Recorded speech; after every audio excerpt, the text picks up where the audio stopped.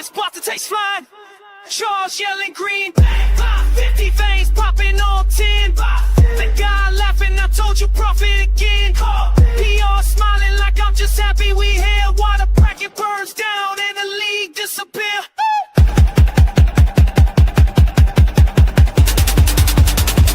Tuesday after dark.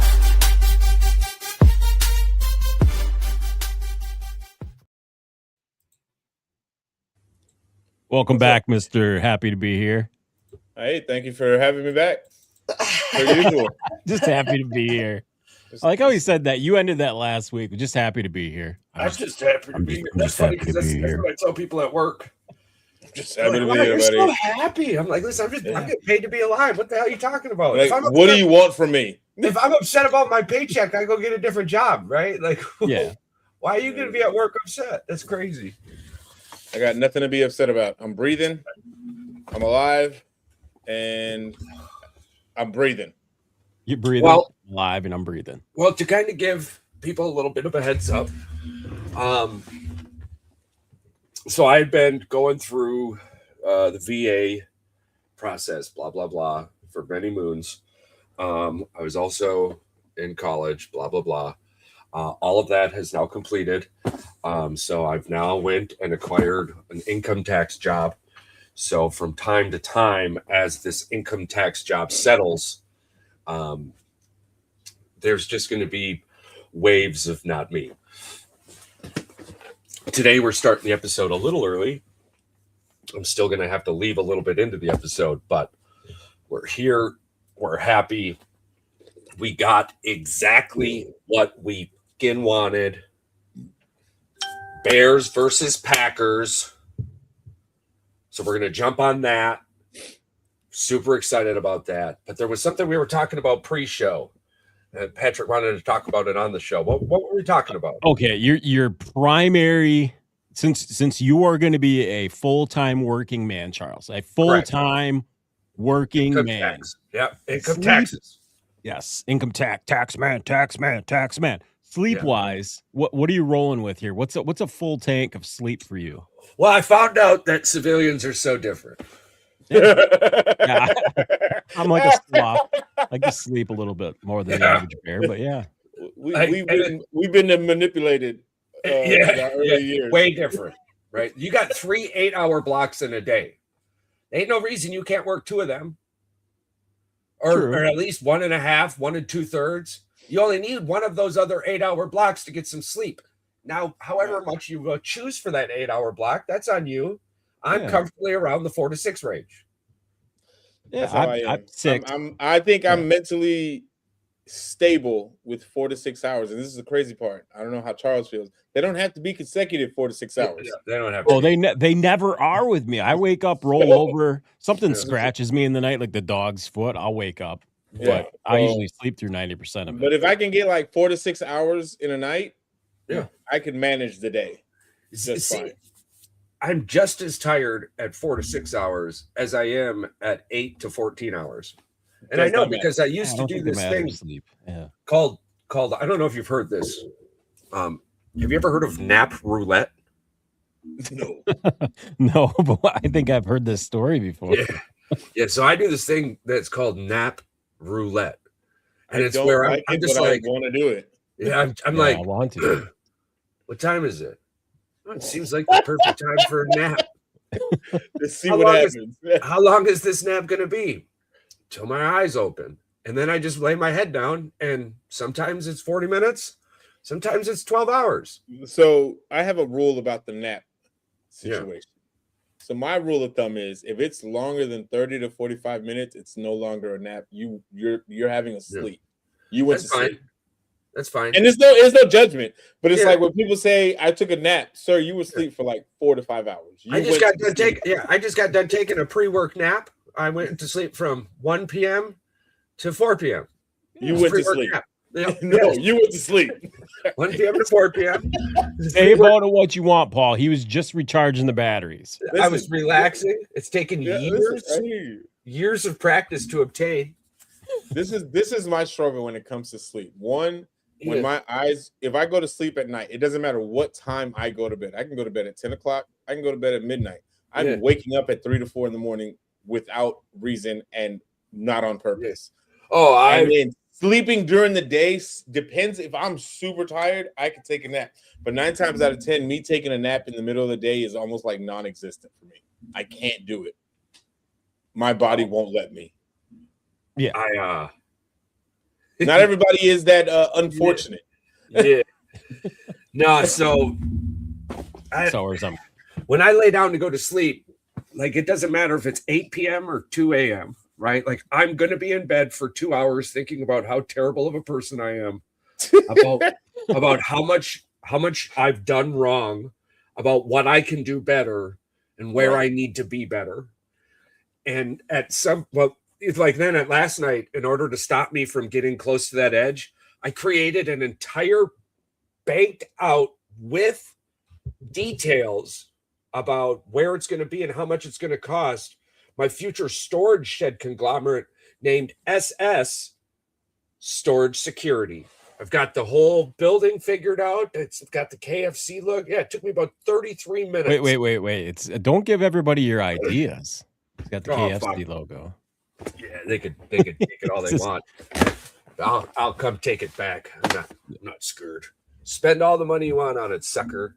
Don't worry, Paul. And Charles and I also have a side hustle. Bats are going to be our pollinators. They're going to pollinate. They're going to replace the bees. Fuck yeah, bro. Yeah. Bats.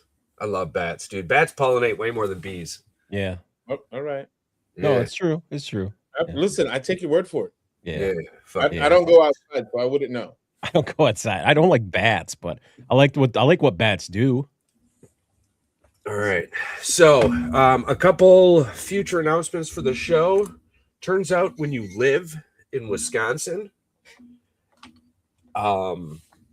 everyone loves sports. And it's not just like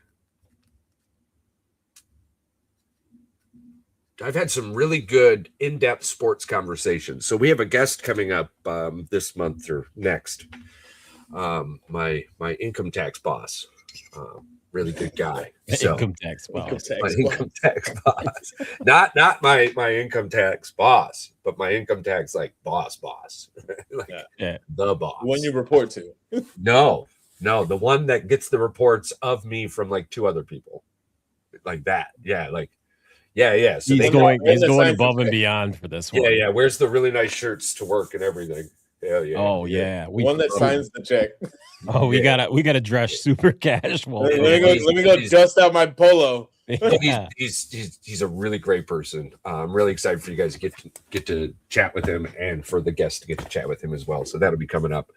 But we have so much to talk about in this off season.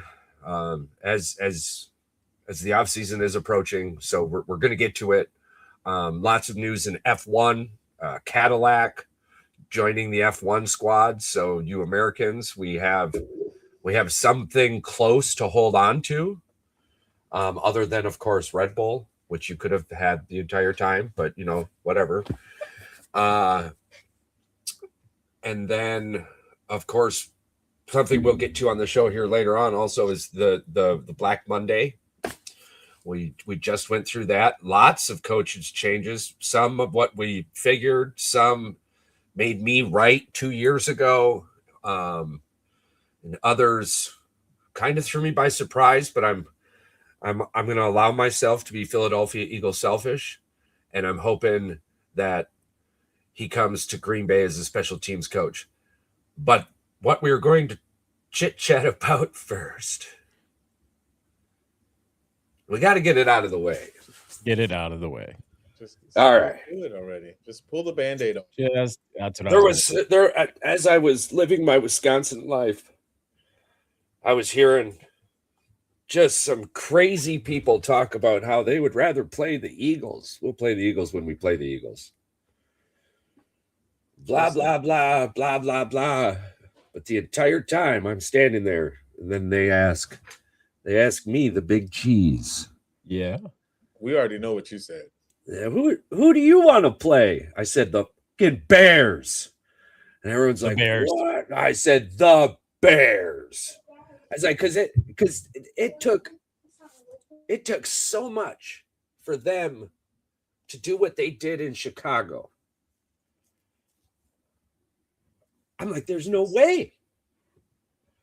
I was like, this is like they got the demon off their back. They finally beat Matt LaFleur in Chicago. That's where I was, right? Like, and we could sit here and talk about the fact that the entire sideline was just destroyed and magically working again the next week very quickly.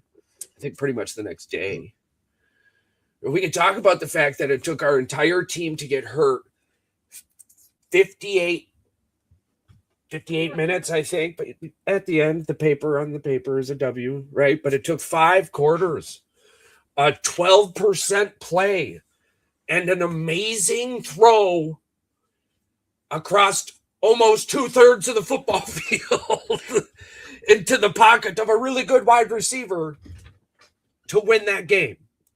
Philadelphia Eagles have beat our ass handedly, realistically, by at least a touchdown the last couple times we played them.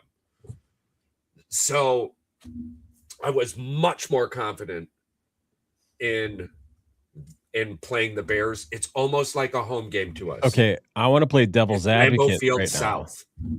I want to play devil's advocate. On the other hand, what was Philadelphia thinking not wanting to try to play the Packers? Because they sat like almost every one of their starters. What? Agreed. Yeah. And Ben Johnson wanted to play the Packers, in my opinion, by playing all of those starters for basically the entire football game. They wanted the number 2 seed. Talk about Philadelphia. They lost to an 18-year non-conditionally starting veteran quarterback in the NFL. Was he in the NFL for 18 years? I never even heard of the guy. Josh Johnson? Josh Johnson. Never heard of him. 14 years. I thought he was in the league for 18 years. No, it's like 14, 16 years. He's been in UFL, XFL, all of that. So he was not. So that's why you don't know. He was a journeyman. He was a journeyman. Yeah, he's definitely a journeyman. Hell yeah. So good for him. Now, I can go back. We can go back 15, 16, 17, 18, 19 games. But I'm going to stick with the 4. Just the 4 most recent, which puts us at 2-2, which I think is very kind of me to do. Oh, thank you. Hey, the way the last 2 years have basically rolled out between Green Bay and Chicago, it's pretty fair. On paper, it's fair, but in reality, it's not. It's not even close. Is it? I mean, the last 2 years, it's not close.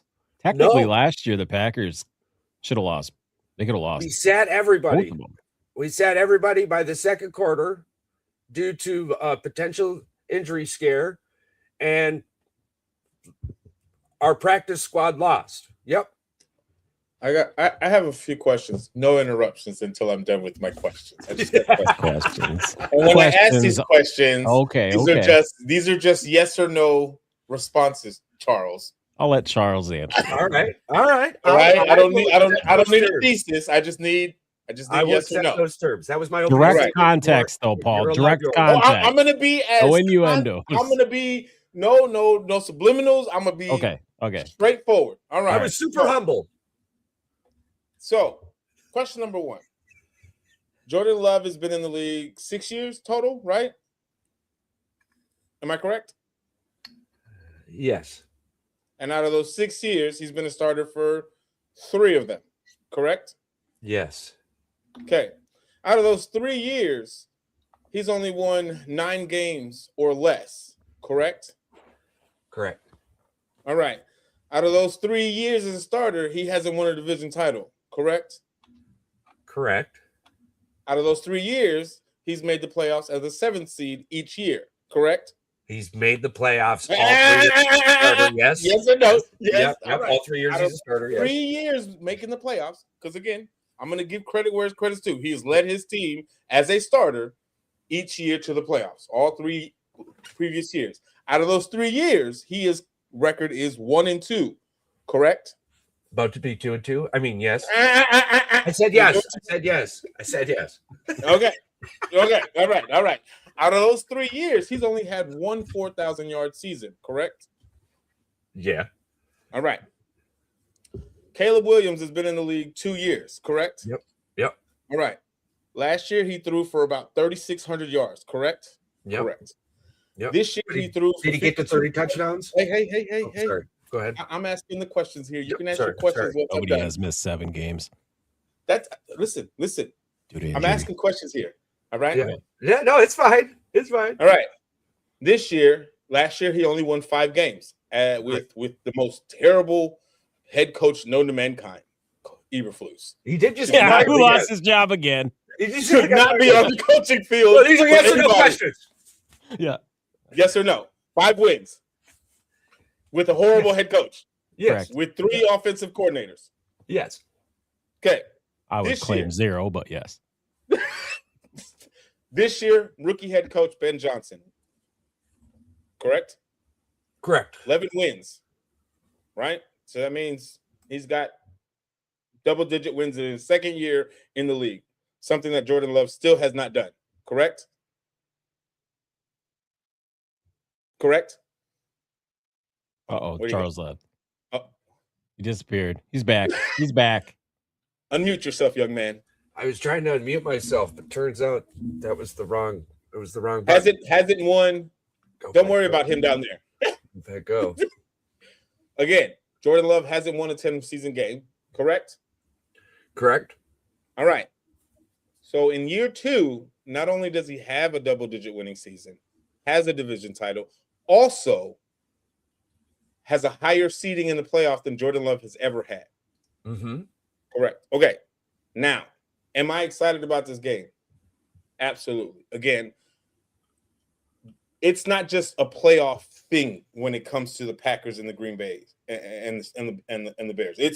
It's more than that. More than most rivalries that we see in the NFL. There's a lot that rides on this, and the fact that it is a first-round playoff game, the implications exceed more than just we get to talk crap for a whole year, depending on who wins. Correct? Right. Yes. Yep. And that's so a rivalry. Green Bay bred of. I hear you. Jordan Love is overpaid. Overpaid? Hey, at least he can play in the pocket. Paul, can I give you some context why Jordan Love was paid? My quarterback's not a bitch yet. Why Jordan Love was paid though, Paul? Because you didn't have anybody else. No, the predecessor to Aaron Rodgers, which correct. I blame Dak for the reason why Jordan Love did throw 30 touchdown passes in order to earn that, and I believe he only threw like 7 picks. He had a fantastic season. Yeah, as a 7. Hasn't played a full season yet. Yeah, I mean it's so he's not. What is one thing you always say? The most thing that's reliable is availability. Yeah. Very much so. But this year we still got Malik Willis, so I'm not too worried about the. I'm not too worried about. I hear you. Who do you think's better, Malik Willis or Ted Nugent or what's his name? Tyson Nugent. Ted Nugent. You know his name. He doesn't want to say it, but I know he doesn't because he's a dickhead. Listen, everything you said was true. Can I tell you a crazy stat? Mostly headlines to click in, and then you're like, oh, all right, well, yeah, Jordan Love has only been a 7 seed, but since he's been a starter in the NFL, he's only played in the playoffs. He's 1-2 in 3 years as a 7 seed. Hey, he has 1 win away from Dak Prescott. Congratulations. You deserve to show everyone. Listen, I absolutely agree. And both teams are very good. Yes, this is why. I don't think it's going to be a high-scoring game because neither of the 2 games this year were high-scoring. Even the one back in January. I think this one's going to be actually. I think this one's going to be the game we expected last time. That we didn't get. The game that we didn't get. The game that we didn't get. I expect to see both offenses going down the field nilly-willy, and the last quarterback with the ball wins the game. Well, probably last time. I know that's not what happened. Yeah, I mean, but it's for 58 minutes. Green Bay beat the shit out of the Bears, and then 2 minutes. Wait. Wait, let this man's groan turn into words, Charles, because I want to know what he's thinking right now. Because what you're saying was facts, and what Paul was thinking is no. Always bring up this 5-quarter situation. Cool, that's great. Congratulations. It took us 5 quarters. At the end of the day, it took you 5 quarters to lose. Because technical difficulties on the sideline as well. Like, that's crazy. It was 5 below in that stadium. Listen, you play in Green Bay. Man the fuck up. Stop being a little bit. You can say what you want about that, bro. That is you guys play in Green Bay. Context matters. They were cold, Paul. Stop being a little baby and man up. Listen, it does. You can say what you want about it. Both things are true in this scenario. Listen, at the end of the day, you're on that field. And if you have time of possession on that field, guess what's not around you? Heat. So again, you're still playing football in 4-degree weather. As a defense and offense on the field at the same time. Listen, again, figure it out. Is it special teams on the field after sitting in that fucking cold? You don't think that has something to do with it? Even if you had the heaters working, you all know your special team would have choked it anyway. Hell no. No, not Romeo Dobbs, baby. I hear you. That sounds good. 2 years ago, yes. Not this year. He did. Not last year. That's the sad point. He did. He did. He screwed you up. You're sitting on that sideline at 5 below for 64 minutes. Well, then make sure you do your checks before the game starts. That's on you. It's your fucking home stadium. And listen, do y'all not have equipment managers on y'all's team that travel with y'all? It doesn't. Do you not have equipment manager? I don't think that happens. Your stadium's a piece of shit. We do we do call it Lambeau Field South. Listen, come on. You want to talk about our field as a piece of shit? Your field is just about as old as ours, so calm that shit down. If not, yours is older. Stop bringing up two things that are true. All right, listen. We're talking about the Bears. The Bears. I apologize. What are we talking about? The shitty Lambeau Field. Listen, I do. Me personally, because I got to get going here in a little bit. Me personally, I just want to let you guys know. For one, I love the shit out of you, and this has been purely football banter, especially with the fantasy football. Paul and I know it. Some people, I think Evan the other day or Jonathan had jumped in. It's like, bro, you're really giving up shit. And I'm like, whoa. You have no idea. I'm like, shit we've given each other. Thought you was giving me like giving him the runaround. I'm like, no, that's not what's happening here. No. They've never seen me talk stupid before. I tell you what, you guys beat me down. But this is the thing for them to think, and this is again, I have no ill will over Evan, Jonathan, or anybody in that group chat because the football brings the trash talk. I'm not that thin-skinned. However, to think that the banter that we had on that day, that Charles was like putting it on me, like just caving me in. I'm just like, are we reading the same things? They have never. I thought we were being funny. I think they're a little sheltered. They're not into our regular group chat. like the other one too. Like yeah. It was. Listen, when he said that, it took me a second to respond. I was like, wait, he thinks that Charles is cooking me. Like, that's cute. But then again, he's also, Evan is young. Very much so. Oh, he thinks he's, and this again is disrespect to Evan. He's a cool kid, but he's not experienced in the art of trash talking as word jousting. We are. And there's the thing, you caught on very early that I was being condescending.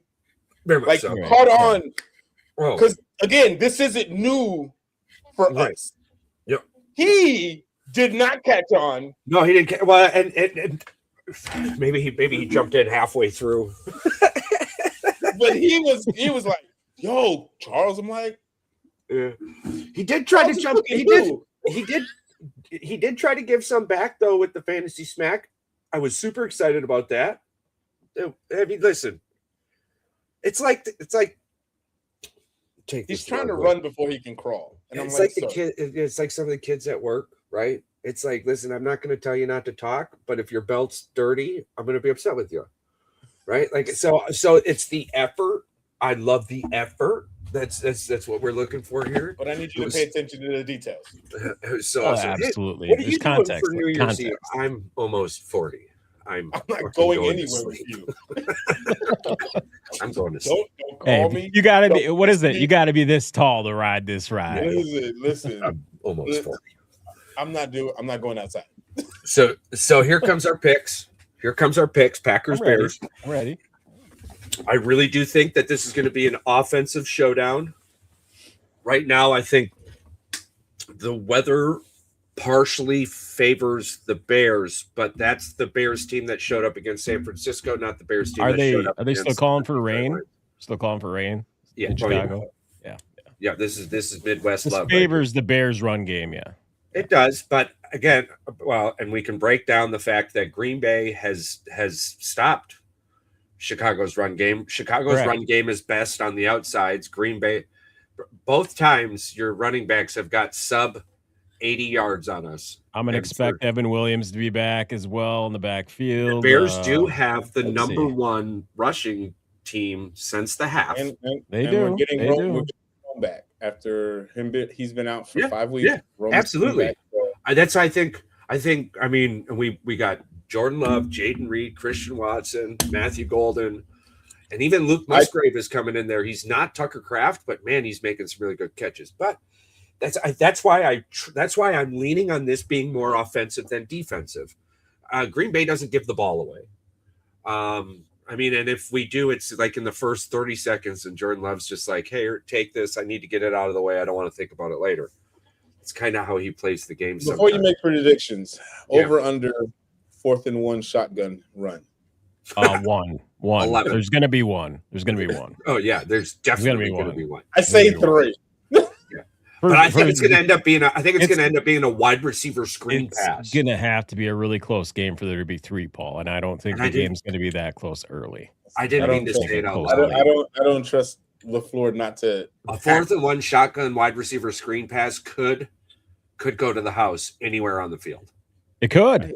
The way it's all set up right now. Because everybody's expecting them to hand it off 4 yards behind. The whole field collapses this way. You toss it out that way with a couple blockers. But anywho, it's LaFleur. I don't trust him to be that. I don't trust that either. No, but his offensive coordinator has no balls. So that's your offensive coordinator. No, it's his. I didn't hire him. He's your head coach, so he belongs to you. I didn't hire him. No balls. I didn't hire him. So, anywho, I think this is going to be a crazy showdown. I believe the score ends up being 31-28 Green Bay. I think most of that action occurs in the second half. Okay. PR? I want to go last. I definitely want to go last. You want to go last?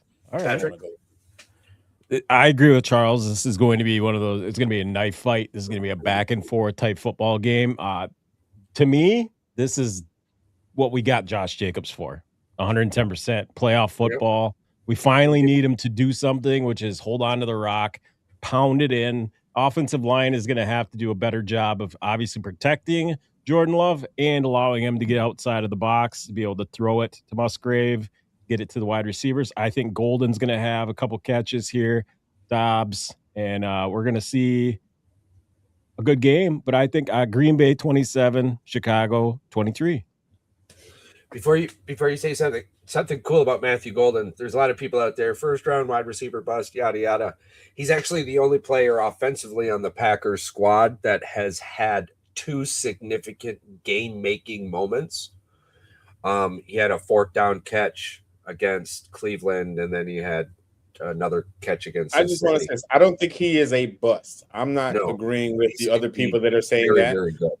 However, it is a downfall for him based off of your current receiver situation. He's not high on that depth chart. So realistically, he's not going to get the targets that you would have wanted him to get. Yeah. Now, if Dobbs or Reed or Watson were hurt Very more much throughout so. the season, Golden might have been more of a productive receiver for y'all. But again, most of your receivers outside of Jaden Reed being gone, you still had Dobbs, you still had Watson, you had Kraft for a portion of the time. Like, it would have been hard for Golden to get anything going. That being said, he's not catching a touchdown on Saturday. That's not happening. I don't think this is going to be the game that he's probably going to catch that touchdown, but I think he's our James Starks this year. And you could take that to the bank. Yeah, well, you've been taking Packers by 50 to the bank all year, and it's been bouncing. I know. James Starks. You're not playing Dallas. Remember James Starks, probably not gonna 2010 year against the Eagles? We went into the Eagles, and he rushed for over 100 yards, had a touchdown or two. Really was the game. It was the difference maker. I think Golden can be that for us. If he is, we'll see what it is. But let's give him the floor. I want to hear before I have to go. I think it's going to be a great game all around. Just because, again, it's just Green Bay, Chicago. It's always going to be what it's supposed to be till the last second of the clock. I think it's going to be. I don't think it's going to be a blowout game. That's just my gut. I think it's going to be like between 4 to 5 points. Yeah, gap between the final score. However, I think it's going to be Chicago 31, Green Bay 24. Oh, you got the over. Nice. Got the win and the over. All right. Yeah, and I got Green Bay with the win and the over. Yeah, at 31-28. I hope the game gives me everything that I want. Neither one of us think this game is going to be a 2-possession game. None of us. No, not going to happen. I think it's going to be a juggernaut. No, I don't think either of us have the defense to make it a 2-possession game. I think we have the offense to run, and I don't mean just run the ball. I mean we have the off. I expect this to be. I think Peacock hit it on the nail. I hate that the game's there for a lot of reasons, because if you're not in the state of Wisconsin, you need Peacock. Although 80% of American households do have Prime. It's on Prime. It's on Amazon Prime. Yeah. Yeah, but if you live in Wisconsin, you can still get it on Green Bay 26. Yeah, they sold it up to the network. I Like still don't understand how that works at the NFL. That's just stupid. Yeah. But whatever. So, all righty. I'm going to leave my camera up. I'm going to mute it, so you just have that face there looking at you guys. Listen, I appreciate the shit out of all of you. There's a lot still going on. Head coaches, the list of head coaches. Oh yeah, Paul and I are going to break down the worst firing and the best firing. Jobs open. As of an hour ago, Kevin Stefanski was the number one name on many coaching lists, but now with Harbaugh entering the conversation, is all of them like, hey, hold my beer? It's going to be interesting offseason. So I appreciate you guys. I love the shit out of you. Listeners, please remember this world is a much better place with you in it. I'll catch you later. All right, buddy. All right, Paul. Before we get into picking all of the rest of the NFL games. Yes. Your worst and your best firing from the NFL carousel, which is Black Monday in the NFL. I think for me, I think the worst is a tie for me, in a sense of just Harbaugh has to be the one on top, because I didn't see it coming. I didn't think it was going to happen. I know that it was in the air towards the last few weeks of the season, just because of how the season was going. But like, to say after 18 years that the Ravens are going to have a new head coach, did not have that on my bingo card for 2026. No, I didn't think he'd hang it up that way. I thought he would have hung it up in the playoffs. I thought he was going to retire, retire, yeah. Like, I thought he's going to hang up his hat, the headphones, be like, hey, I'm done. If he still has the desire to coach, he's definitely going to have a job before the season starts. Right. Yeah. By the time the playoff starts, or before the playoffs, the season is done, there's going to be speculation of where he's going to go next. The best, or the one that I thought that was just like, it should have happened. This job should have never been filled by this person, was Pete Carroll. Like, that should have never happened. Like, yeah. Why did you even bring him back? Like, it's what it is. But him leaving, I'm like, I wasn't surprised at this point. It's just like again, the last few years in Seattle were horrendous. Like it just didn't work. And the fact that you brought Geno Smith down here and it just went to shit. Like, Pete Carroll, just go home, go be a grandfather. Yeah, go chew that bubble gum. Just go relax, my guy. You've done enough. You got it. You got a national championship in college, and you got a Super Bowl. Listen, you're going to the Hall of Fame. Relax. Yeah, you're fine. But those are my 2 picks. Yeah, I got mine. The worst one. I thought the worst one, and this is personal opinion because I think he's a fantastic coach. I don't think he was the problem for the failures of this football team, and it's Stefanski, 2-time coach of the year. I don't think the offensive woes were necessarily his issue. I think I would have gave him 1 more year. Yeah, well, I don't think the situation surrounding Shedeur Sanders and the way that they handled that situation had anything to do with him. I think that was ownership, and I think they completely fumbled that. Somebody had to be the scapegoat, and it was his head that had to get cut. And he'll find another job somewhere because he is a good coordinator. As much as people want to say that he's not a great head coach, he might be a great coordinator. He's gonna get a coordinator job at worst. Yeah. At best, one of these 6 vacancies are gonna jump on him, most likely. What's your best fire? The best. I agree with you. The best one was Pete Carroll. I mean, he had no business. He had no business coming back to coach football. Tom Brady's the only reason he was coaching the Seattle Seahawks. And then he decided, I've seen enough. he was coaching the Seahawks, and he says, I'm good. And then all of a sudden they're like, you know what? Who's the oldest guy that we could find that's not that's not in the league anymore? It was just bad. Like, that was a bad hire. It did nothing. And then again, you trade for Geno Smith. And you give up what was it, 2 picks or at least like a second rounder or something like that? That's the craziest part. $60 million for like 3 years. Right. He brought an offense over with Geno that was barely having any success when they had DK and a bunch of decent receivers with Lockett and that. And they had a pretty good run game going on with Penny and them. And it's like you brought this offense over here to the Raiders and they had no success, period. That offensive line was terrible. Oh, yeah. It was bad. I got questions moving forward with about 4 of these teams, though, where they're going to go from here. I mean, the Titans with Callahan. You got the Titans, you got the Browns, you got the Giants, you got the Falcons, you got the Ravens, you got the Browns, and you got the Raiders. Can I tell you something? As of right now, these are the 7 jobs. Can I tell you something right now that this is going to bother me as a head coach in college that was always looking towards the NFL? This is probably the best time for some of those up and coming coaches in college to be like, I'm going to dip my toes in the water and see if I can get an interview with the NFL just to test the waters. Like, what's going to hurt? It's not going to hurt anything, but it's like if you have a prime time coach, you might lose them to the NFL. But I don't really know if there is a coach out there. I don't think there's I don't think there's like that. There's not a big flashy name right now that is dominating. Signetti, but he just signed a big deal. The only thing would have been Marcus Freeman. And he turned down the Giants job. Basically, he turned it down.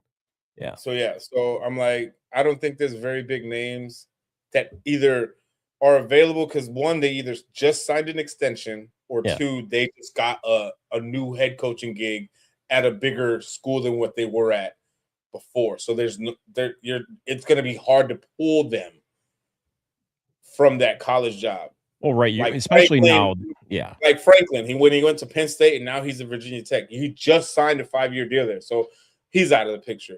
Marcus Freeman turned down the Giants. So the chances of him going to another sorry team is probably not going to happen. Well, you want to know why, too, Freeman turned it down? The pay raise for the Giants was a short-term contract.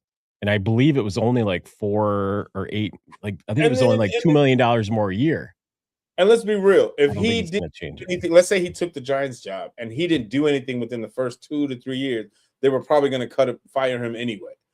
At least while in Notre Dame, he has a fighting chance to keep a job as long as he keeps having winning seasons because he already has a culture there. He has established a way of winning there. So it's like to go from that to go to the Giants where you might not win 4 or 5 games in a season. Who wants to do that?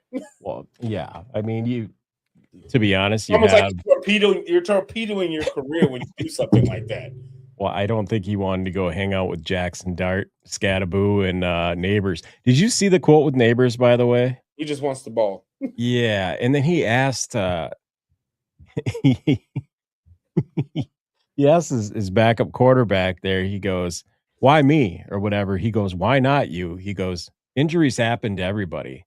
You gotta reflect on it, come back from the bottom up, work your way back up there, and become the person you're supposed to be. You know, you're not just born in it with talent. You have to work for it. This is the NFL, you know." It's going to be interesting how this offseason pans out, regardless of who wins, who loses in the playoffs. Because again, this is probably, I might get a lot of heat for this, and that's okay. Whatever. I don't think there's like a legitimate scary team. Like there's a team that you can tell like, oh, they're better than most. Like the Rams, the Seahawks, like how they're constructed. You could tell like these teams can win the Super Bowl. But it's like, but if you look at the season and some of the games that they played, you're like, wait a minute. I could do this to this team and I can come out on top. Or this team could do that. And it's the same thing with the AFC. This is probably going to be one of the most exciting playoffs that we've probably seen on both sides of the conference, like AFC and NFC. I'm excited. I'm hoping that my Bears can go far. I think they get the monkey off their backs with the playoff monkey with Green Bay. Just get that game out of the way. If Chicago manages to beat Green Bay, win that game, it's going to be a confidence thing. You've beat them in the regular season, yeah, but the playoffs. If we could beat them in the playoffs, that would be the momentum that would shift for us going into into divisional. If we're able to pull this game off in the wild card in that division, because if we win the divisional, that means we would play. You would play the second lowest remaining seed. It's either going to be either the Rams or we'll play the Rams or the no. We would play Philly. Philly would come to us. Yeah. And to be honest with you, I do not think Philly. I don't think Philly wanted that smoke. They wanted the potential maybe that Green Bay would knock you out. But if Green Bay would come there. If they lose to Los Angeles, I can totally see them losing to San Francisco. Easily. You know what? Yep. You know what? Let's jump right into it. Rams Panthers lead the game of the day at 3:30 on Fox.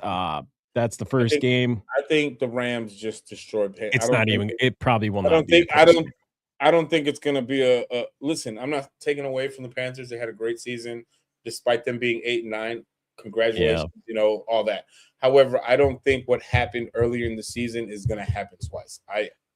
Tampa got hurt. Bad. I think LA is going to run away with this one, especially if they're able to get Devontae Adams back on Saturday. You got Puka and Devontae on the same side. Like Stafford is eating when both of them, and then again with Corum and Williams as his running backs, they're eating offensively. 1-2, yeah. They're eating, and so it's hard to bet against the Rams, against a Panthers team that isn't as experienced, especially in the playoffs, like the Rams are with who they have. Oh, I think Bryce Young's a year away from having a halfway decent supporting cast around him. Getting the wide receiver out of with Arizona as the rookie receiver has been fantastic for his growth. McMillan has been a great rookie receiver. Yeah. He's good for Bryce. I think, like you said, 2 years max. But what Canellis is doing with Bryce Young these last couple of years is showing that Bryce Young can be a quarterback. Right. He's on the right path. But I don't think they have enough to outplay. Now, I'm going to say this. I wouldn't be surprised if somehow, some way Carolina could pull it off. However, I don't think it's going to happen this year. I think LA pulls out the win and moves on, and they take on Seattle because they'll be the lowest seed moving forward. I'm going to say unless 31-13 or something. This game's going to be over by basically the start of the third quarter. I can believe that. I can agree with that score. LA's got the defense to be able to shut down the run game. Plus, like you said, Puka and Devontae. I mean, you got 2 running backs. Like if Williams goes off, he'll bust one. I mean, then you just pound it with freaking Blake Corum the rest of the game and just run the clock out. I mean, that's basically what the game plan is. It's hard to stop that. Yeah, it's gonna be that they probably are the toughest out in the NFC. If they had home field advantage, they would have been the toughest. That would have been tough. That would have been tough. It's good for teams that they don't have it because that home stadium would have been a rocket. And don't let them pull away because SoFi would have been loud. But yeah, I'm with you on the Rams. That just seems like the smart pick in this scenario. Early game coming up on Sunday. We've got Bills Jaguars. Dude, this could literally be like the game outside of Green Bay and Chicago, the game that everybody's going to look at. Let me see who I picked because I had to do my pick'ems for the week. Let me see. Can I tell you a fun fact? The cheapest ticket available for the Packer-Bear game is double any other game. And I absolutely love that. I love that. Because again, it's not just Packers Bears. This is deep. Yeah, this is rivalry. This is it. And the fact that it's in the playoffs, it just makes it that much more intense. Because there's a lot riding on this game. Oh, dude, I hope they bring out they do one of those Monday Night Football things where they draw it out and they got the guy coming. They better be smart about these promos. They better be. I want to hear it. They better 10 be minutes before the game. Promo. Super Bowl type. I got the Jags. I got the Jags beating the Bills. I think Trevor Lawrence is playing way better than Josh Allen has played the entire season, and that's weird to say because we were ripping on Trevor Lawrence last 3 years. We've been ripping on Liam. I mean, on Trevor Lawrence for the last 3 years, especially after he got that big old contract. We gave him way too much money. Oh yeah, but this year, the way that Coach Cohen is bringing out whatever he needs to bring out Trevor Lawrence, not just in the passing game, but in the rushing game. He is playing good football, especially these last 8 games. And they're going into this first round wild card game against the Bills hot as hell. And you get to play at home. So it's Jacksonville is going to be loud as shit. Oh yeah. It's going to be a freaking dude, and you got the weapon. You got Cam Little. Dude just booted the longest field goal in the NFL history. The guy's got the longest field as a rookie. Yeah, you have the 2 longest field goals in NFL history as a rookie, and then the confidence and the cockiness of him. Did you see it hit the net? It hit the net from 68 or 69, whatever. He cleared the field goal. Clears it. This isn't a problem. And this is the thing. You're in Jacksonville. When they were in Denver, he cleared a 72-yard field goal in practice. Yeah. It doesn't surprise me. I don't think he's going to have that opportunity unless it really comes down to it. But, yeah. In all facets, Jacksonville looks like a complete team. Yeah. And so I just don't see – I see Josh being Josh. I think Josh and James Cook are going to do what they do, but I don't think it's going to be enough to beat what Jacksonville has going right now. And it's just I think confidence-wise, Jacksonville is just alone. Jacksonville is going to come in there with swagger, and they're going to come in there. We're at home, punch them in the mouth. You know? I think the score is probably going to be close because I don't think Josh Allen is just going to no. Josh Allen will over. He's going to do what he does. Yeah, I think this is going to be one of those games where Josh Allen has the ball in his hands with 2.5 minutes to go, and they're down by 4 in the fourth quarter, and they need a touchdown, and they're not going to quite get it in the end zone, and they're going to win. They're going to probably win 27, like you said, 27-24 or 20-27-21. But it's going to be, I think, like you said, I'm hoping outside of the Packers and the Bears game, this one might be one of those just because of Trevor Lawrence and Josh Allen and who they are as athletes and what they've been doing this year. Those two right there going head to head is going to be. I'm kind of upset that it's a noon game on Sunday. I'm not going to lie. I'm kind of upset it's a noon game. But this is a primetime game, people. This is a primetime game. All right, we're both in agreement. Close game. Jaguars with the dub. 49ers, Eagles, another one. I don't know. Like I said, I don't know why Philadelphia didn't have this game on the radar thinking, man, this is a bad matchup for us. And they don't like each other. No, they hate each other. They do not like each other. This is not quite Dallas hatred, but it's hatred enough where you're like, I just despise this football team. I don't know how to pick this game because it's like Philly offensively hasn't been the same like they were last year. No, haven't done anything remotely what they did last year, but they're still the defending champs, Paul. That's right. How do you count them out? And then San Francisco has a nice offense, even with all the Band-Aids and all the injuries, to be able to say that you were able to make it to the playoffs and be as dominant as you were this season. Like, that has to give you enough credit. But it's like, which one's going to push you over? The defending champs? Are they going to show up and actually be the defending champs?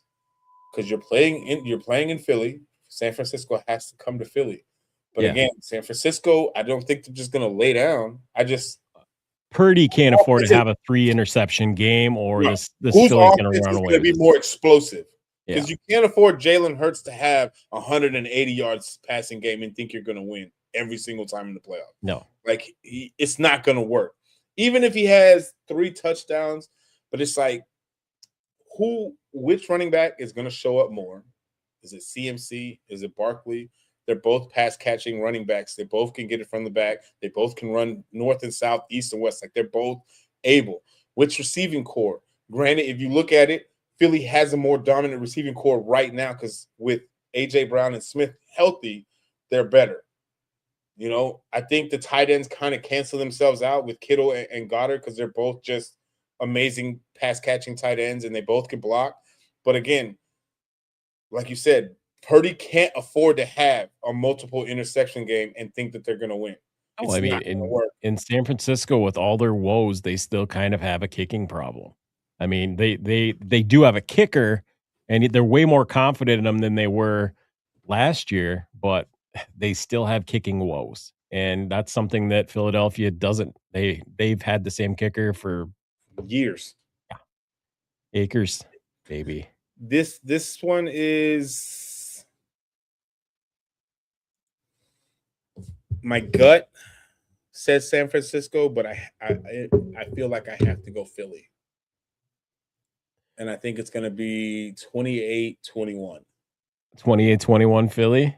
I don't like San Francisco in this matchup either, but unfortunately, I think that this is the one where Purdy says, you know what, we're done losing in the wild card round. We want to get to the divisional round. Losing to Philly. Losing to Philly is going to burn that one. I think Purdy doesn't turn the football over 3 times, hands it off to CMC. We actually get to see Juwan Jennings celebrate in the end zone twice this game. And we're going to see, we're going to see it. We're going to see a 30-26 football game. I like it. I'm like, field goals aplenty for the Eagles, but cannot put it in the red zone. They can't punch it in. That tush push has not been as productive this year as years past because that false start. I was wrong. Why did I say Akers? I said Akers. It's Jake Elliott, baby. Jake Elliott, baby.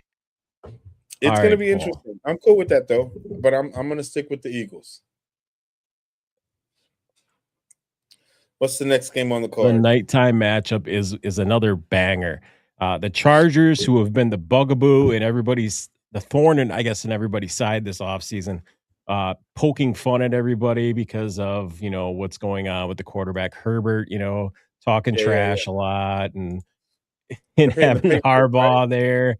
Yeah, Chargers 11-6, possibly could have won a couple games down the stretch and, push for that number 1 seed, but they just got beat up at the wrong time. 11-6 Chargers going at the 14-3 Patriots.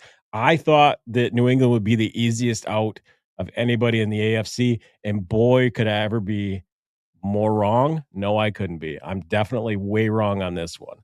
I don't think they're going to lose to the Chargers. I got New England walking away with this one. Yeah, I think they're going to walk away with it handedly. I think they're going to outscore them at least 2 touchdowns. Yeah. I don't think and it's nothing against, but I've been saying this for years. I know that Herbert is a good quarterback, but yet he still hasn't proven to me. He's not championship level good. Not yet. No. But the injuries don't help him because he's constantly, whether it's his hand, his thumb, it's always something that's hindering him that kind of holds him back because he's not fully healthy. Granted, I love that he want to play through his injuries. I get it. You're an athlete. You're a warrior. I get it. But we can't just look past the injuries and make it seem like it's not playing a factor. But I just don't think – I think what Vrabel has going on in New England offensively and defensively, they're out. The Chargers are going to be outmatched. Yeah, I agree. New England defensively, just a bunch of studs defensively. Offensively, they run the ball well. Drake May has just been – dude, he's just been lights out the entire season. 4,000 – I think he leads the NFL in passing yards. No, that's Dak. Dak leads it. Is Dak lead it? Oh, he's got 4,394. Yeah, he does. Either way, though, for his second year for Drake doing what he's doing his second and his first full year as a starter, to say that you got 14-3 in your first year as a starter in this league, you can't be upset at that. Like that's a turnaround, again, between Chicago, New England, and Jacksonville, to say where they were last year, win-loss wise, and then for all three of these teams to be in the playoffs and win their divisions the very next year after being a lottery pick the year before. Like, you can't be upset at that. I never would have thought that either. It's just crazy. But I no disrespect to LA, no disrespect to Herbert, Harbaugh, all them. Great team over there, but I just don't think they have the offensive power to outscore what New England has up there in Boston. And that sucks to say that New England is back. Like that's it sucks to say it's back without Belichick. Yeah. It's weird to say. It's weird to say, but it is what it is. We both got that game being a wash. I mean, I think New England's they only got them 3.5-point favorites at home, which means they're just a field goal favorite at home. I don't even think it's going to be remotely close. I think how they do that. I think New England's going to walk away with this one. You're talking like a 35 to like 10 game. I mean, I'm not even thinking it's going to might not even be that close. Then we got Texans. If they sit the starting in halfway through the fourth quarter. Yeah. Texans Steelers. This is one that nobody had on their bingo card. Monday night game. Texans 12-5 going to Pittsburgh 10-7. Sneak their way in by a missed Tyler Loop field goal as time expires against the Pittsburgh Steelers. Baltimore just couldn't get it done, had every opportunity to win that football game, couldn't do it. Rodgers with the discount double check one last time, and he's got a home game to do it against a third-year quarterback or second-year quarterback? Fourth. Quarterback. Oh, with CJ Stroud? Yeah, he's in his fourth year. God, I'm getting old. Yeah, it's fourth year. I'm getting old. They can't even remember the quarterback. They put an alert, I think like a day or two ago, that they weren't going to extend Bryce, that they were just going to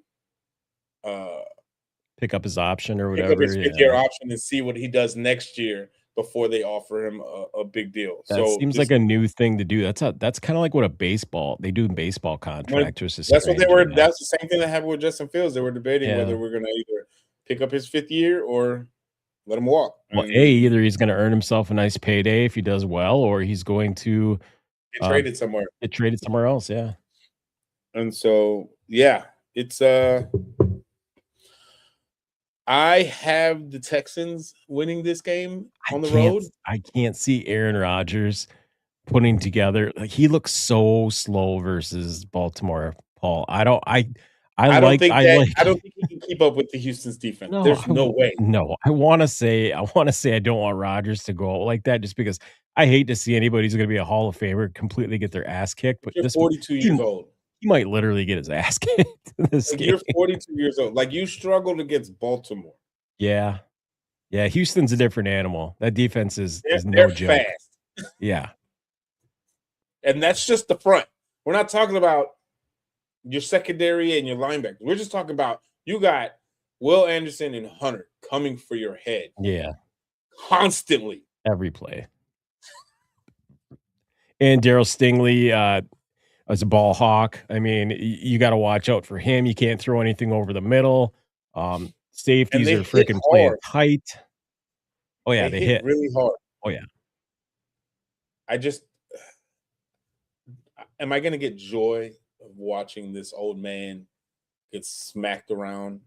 Of course. However, let's not act like, I'm not saying, again, yes, I know he's a first ballot Hall of Fame. I'm not going to sit here and be delusional. Like, he's one of the greatest quarterbacks. Sorry, I threw up a little bit. Yeah, I choke on that. This sucks.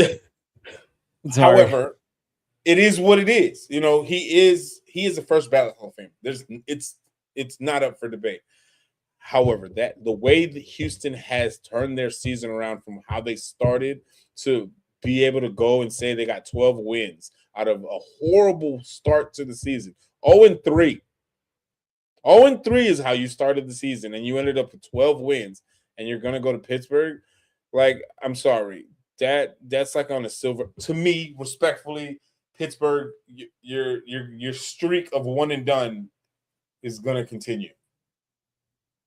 It's just, I don't see them beating that defense. That defense is fast. It's quick. And if CJ Stroud could have a good offensive game to complement what that defense helps him with, I'm like, it's going to be a long night for Aaron Rodgers. You're going to see a lot of him on the bench just upset and just looking like he wants to go back to his little dark cabin. His dark cabin. Yeah, he might need a darkness retreat after this game because I'm thinking the same thing. Yeah, I'm thinking the darkness retreat's going to send him packing. He's going to head towards the Andes or wherever the hell he goes to, Venezuela or Puerto Rico or where does he go for the darkness retreat? I don't know. I don't know. Wherever it is, go sniff your pain, whatever it is that you do over there, and just go join Pat McAfee on his show and just. I don't think just go away. I don't think they'll let him in Puerto Rico. Nobody likes that. Nobody likes that guy. But no, I'm like, I got Houston. I think they also, just like the Patriots, I think they beat them pretty. Yeah, pretty I good. think I don't think they're gonna. I don't think it's gonna be a blowout, but I also don't think Pittsburgh's gonna be able to keep up with Houston. No. Texans defense might actually have a pick six in this game. I could see them winning this game like 20. I'll say 24-14. I think it's going to be a 17-14 game, and I think they're going to put one more on the board in the fourth quarter and just put it away. I can see that. Yep. I can definitely see that. Ooh, I'm ready for Saturday. Yeah, we're all ready for Saturday. Saturday night too. That's the best. You get to sit there and watch all the games leading up to it and just relax.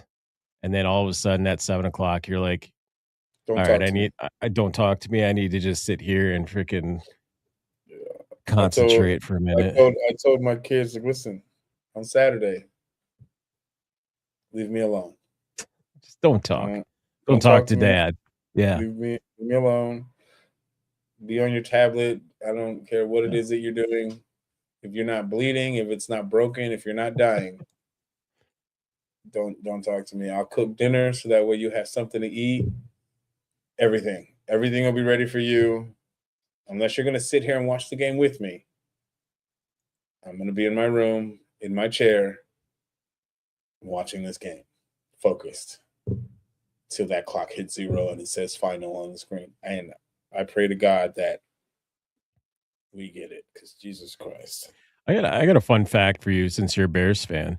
Chicago, I think, has the smallest stadium as far as seating goes in the NFL. When Chicago does decide that they're going to build a new stadium, Chicago, it does not lead the NFL in lowest revenue, though, for tickets, because people, obviously, Chicago is not a poor city. They can afford to pay the premium ticket prices, have devoted fan base. But I was just thinking here, like when Chicago goes to a 70,000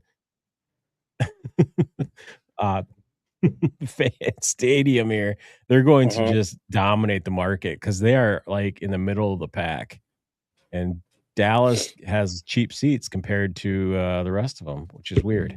I never would have thought that. It's going to be interesting. I'm like, I ran into somebody at the store today, and we were talking about the stadium for Chicago, and they're like, "There's no way in hell the NFL is going to let these bums go to." Well, that's the thing. The NFL has to vote and allow it. The owners to move, and they're not going to let that franchise. It's an image thing for the NFL. They don't want it to be out of Chicago. That's not going to happen. No, it's like it was like somebody said, "Well, what about Vegas?" And I'm like, "Okay, going from Oakland to Vegas is an upgrade." Yeah, going from Chicago to Gary, Indiana, is not an upgrade. No. And Indianapolis has a team. Miss me with the Indiana stuff. It was a joke. We all had a fun laugh about it. It's not going to happen. It's not going to happen. I really think they did it for leverage, to be honest with you. I think so. And this is the thing. This is the thing. If we win a playoff game or two this year, it's going to put the pressure on the city. Listen, because it's like, listen, now we know that we can win. So what are you guys going to do? Yeah. Either you build a dome over Soldier Field, or you give us the money to go build a new stadium somewhere else in the area of Chicago. One of the two things has to happen. Either we're going to Arlington Heights or we're building a dome. Well, even farther outside of Chicago, I could see them building it because do they really need the tax revenue if they just added it to the ticket prices by like $3 a ticket? I don't think so. Somebody was saying that if they just added like $3 for the first like 5 years of ticket sales, they could avoid all of this BS. But it's the fact that Chicago doesn't want them to build in Arlington Heights because it's going to divert traffic, all this other jazz. I get it. There's a lot of politics involved in it, but that you guys can figure that shit out. You're paid for that. If we reconstruct Soldier Field and somehow find a way to build a dome over it, which I don't even know what the hell that's going to look like. Yeah. But let's just say they do that. Or you build in Arlington Heights. And I'm going to assume if we build in Arlington Heights, it's going to be an indoor stadium. Yeah. Either way, you're giving your city the opportunity to host a Super Bowl. Yeah, that's what they want. Brings a whole lot of money to the city of Chicago. Do you imagine the first year? Okay, I'm going to paint a picture for you, a beautiful picture for you. It's year 4. It's the first year Chicago opens their brand new stadium after 2 years of construction.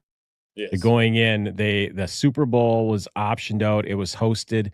It was going to go to Arizona. It was between Arizona and Chicago. Chicago's brand new stadium. They end up winning it.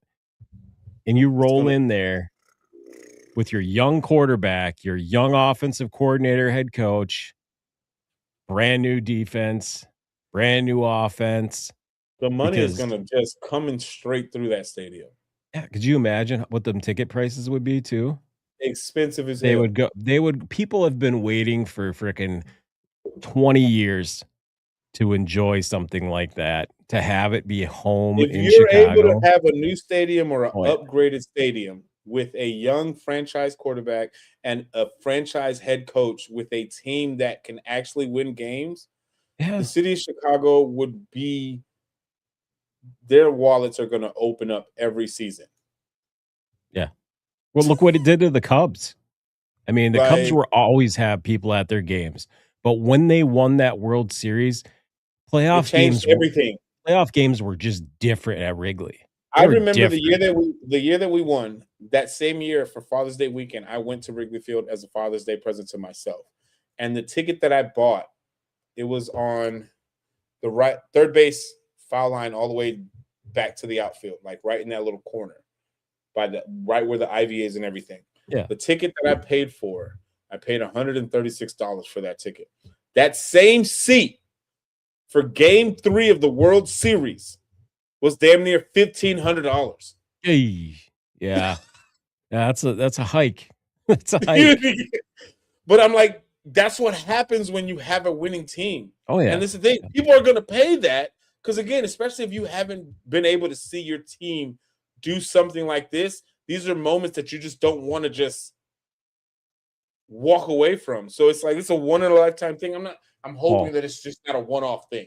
You know what I'm saying? Between you and me, I paid $75 for a ticket stub, and so did Charles for the national championship for Michigan. I didn't even go to the game, but I'm a fan and I wanted memorabilia. It wasn't my ticket. For all I know, it's a facsimile, and it could be a copy for all I know, but I paid Ain't it. nobody saying nothing though. I wanted it. Yeah, nobody's saying nothing because they don't see it. It's on the wall back But again, there. it's your memorabilia. It's something that you'll remember because at the end of the day, you could say, I paid for a ticket to go watch my Michigan Wolverines, whether you went or not. But you could say that the year that they won the national championship, I had a fucking ticket. I had a ticket. Yeah, I had a ticket. Didn't go, but I had a ticket. Yeah, I get it. But it's going to be interesting this offseason, just in general, regardless how the playoffs go for us. I think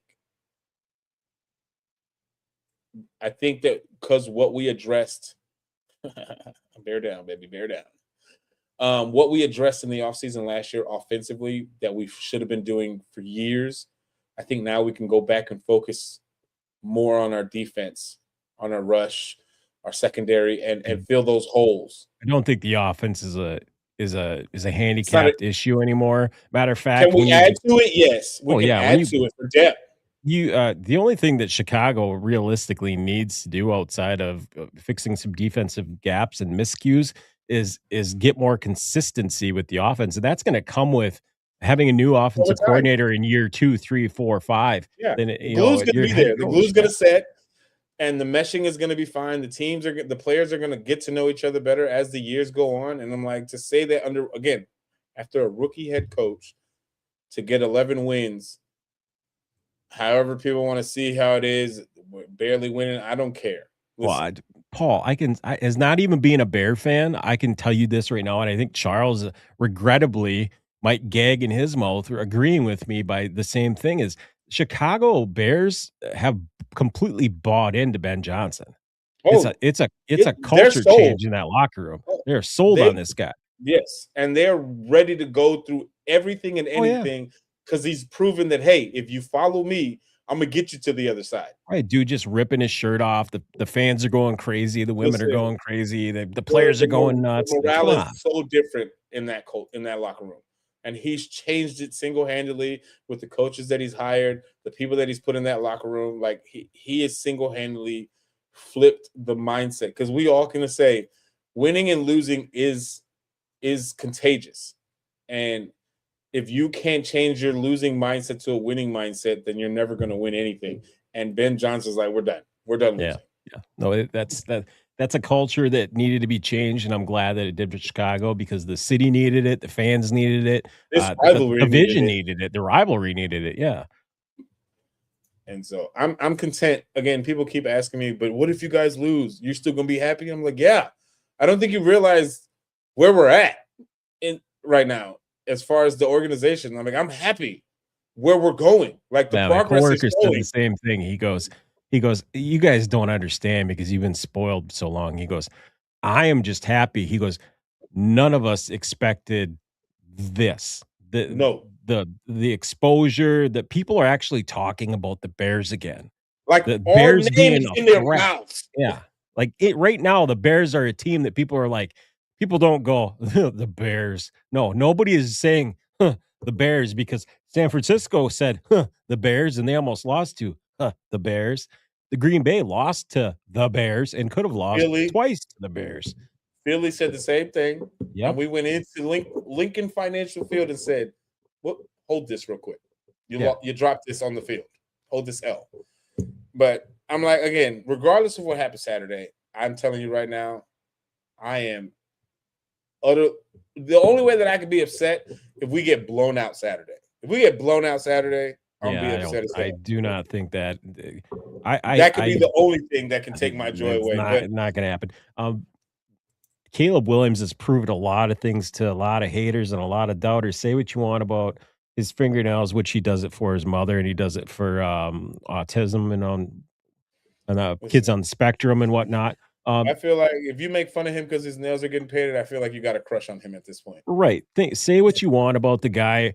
The guy has absolutely shut a lot of people up this year with what he's done on the football field. And if you haven't watched him at the end of a game or a crazy play that he's made some plays that only probably one or two quarterbacks outside of Patrick Mahomes probably ever have done. And that's coming from a Packer fan, and that's coming from a football fan.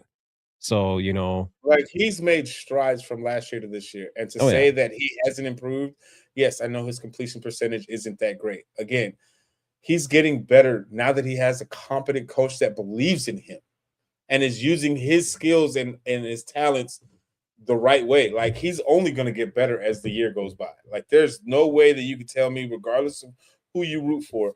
And if people want to keep saying, well, he paints his nails, he cried on his mama's lap. Listen, if that's what it takes for him to win, I'll make sure that I paint his nails myself if I have to. Right. There was a guy that he was a football fan. I think he was a Vikings fan, and he goes, they're like, what do the Vikings end up? Do they end up 9-8 or whatever? Okay, so guy goes, 9. he goes, I with 9. His alter ego came out. Yeah, that's right. So he goes like this. He goes, I don't care what you think of Caleb Williams. He goes, at one point in time, you left cookies out for for Santa Claus. So don't tell me about a guy painting his nails. He goes, I could care less. Like, every time I ask somebody, what does his nails being painted have to do with his skills on the field? Well, man, that's not manly. Again, what does his nails? Because last time I checked, all you Chicago fans that are talking crap or saying stuff about him painting his nails or whatever, y'all weren't saying none of that when Dennis Rodman was out here wearing wedding dresses in the 90s. Oh, yeah. And painting his nails and all this stuff. But it was cool when he did it. Panties. Who knows what he's wearing? But it's like, and again, he's doing this for his mom. Like, relax. Except for that time. Except for that one time that he wrote "fuck Utah" on his fingernails. That one might have been personal, Paul. That one might have meant something a little bit different. You can only push a man so far. I know. To be honest, the fact that ESPN forgot to like blur that out, the whole game, they knew that was on his fingernails. You can't tell me they didn't do an interview with him post game and go, "Oh shit, your fingernails are painted." Say, "Fuck you can't do that." Yeah, you can't do that, sir. I think he got fined for that, but it was still pretty funny. Yeah, I don't get it. I'm riding for my team. Again, I know last year I wasn't the biggest Caleb Williams fan, just because, again, it is what it is. But I'm not too big on myself to eat crow when I know that I'm wrong, and that's why I put him back on the wall. Yeah, it's fine. He's like, I'm like, the way he's played this year, for me, I wanted him to run more, and he's been doing that a lot more this year. So I think that he's fixing his mistakes as the games go by. Like, he's more worried about making the right plays and the right calls. He's 2 years in. He's gonna make mistakes. I'm like, Peyton Manning wasn't perfect his first 3 years. Tom Brady wasn't perfect his whole career. Like, these quarterbacks make mistakes, but it's how you respond and you bounce back from these games. And I think he's done pretty good this year. I'm like, the only thing that we have in common is both of us have a losing streak going into this game. The question is, whose losing streak is going to continue? Yeah, who's going to continue? Like you said, I don't expect this game, and unless turnovers happen, unless Green Bay can't run the football, they can't protect Love. I don't see this game being any. I think Watson is going to be our Achilles heel, because if we can't, that guy Watson he is a monster, man. The thing is, he's got to have time to throw. If that offensive line is just as terrible as they were 2 weeks ago when I watched them, then we're in for a long football game. Well, let's hope it's a long, good one. Yeah, I think it will be. I think this is going to be a one-score game regardless. With 4 or 5 minutes left, we'll see what happens. I'm excited to see it. Yeah. Well, on that note, Paul, I appreciate you coming. It's always nice to have you on our Tuesday nights. And it seems like Charles might not be joining us as often, but hopefully one of our teams makes a run and we can continue this banter back and forth. And it's going to be fun times for everybody. Fun times. All right. As Charles says, be kind, be loving, love everybody. ELE. Everybody love everybody.